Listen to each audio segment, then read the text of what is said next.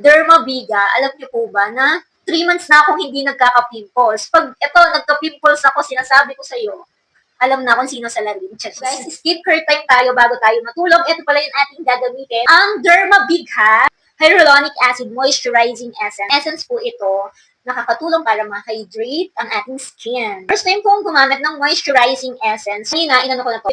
Test ko na siya dito sa aking leeg. And okay naman, wala siyang reaction. And ayan, sinearch ko rin FDA portal and ang kagandahan guys, FDA approved din to. Tapos, mataas din ang shop rating, mataas din po ang reviews, magaganda po yung reviews. Ayan guys,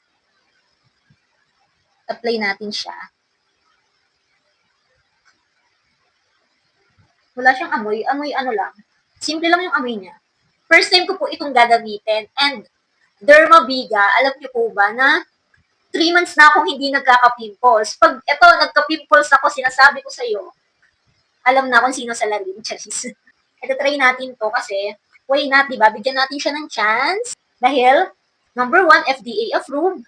Maganda yung rating ng shop and maganda rin yung ratings ng mga reviews niya. So, ayan siya guys. Hindi pa siya tuyo. Hintayin natin matuyo. Nanood muna talaga ako ng mga video ng mga nagpo-promote nito bago ko nga siya i-apply sa mukha ko.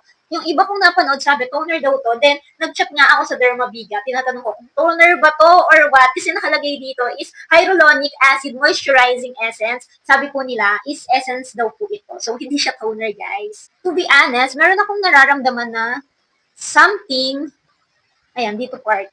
Hindi naman makati, hindi rin masakit. Basta may something kang parang may something akong nafe-feel na something ganon. Kayo na lang humusga ha. Ayan na siya, tuyo na siya. Parang lumambot. Ang lambot. Ang lambot ng face ko. Ayan o, ang lambot niya. Okay, first time ko pala maglagay nito ha. So, hindi pa natin alam yung magiging effect nito. So, hindi ko pa alam yung magiging effect nito. Dapat mga 7 days para malaman. Wish ko lang wag akong tubuan ng pimples dito. I-update ko kayo pag gising ko bukas. Ayan, kita nyo naman yan. Ganyan lang yung mga tumutubo sa akin. Hindi na ako tinutubuan ng mga super laki kasi maganda yung ginagamit kong skincare eh. Nakahiyang ko na. So, eto, binibigyan ko siya ng chance kung maganda rin ba to. Lambot niya sa face. Oo, ang lambot. Makinis. Malambot siya, tsaka makinis. Ganarn. So, eto yung skincare natin.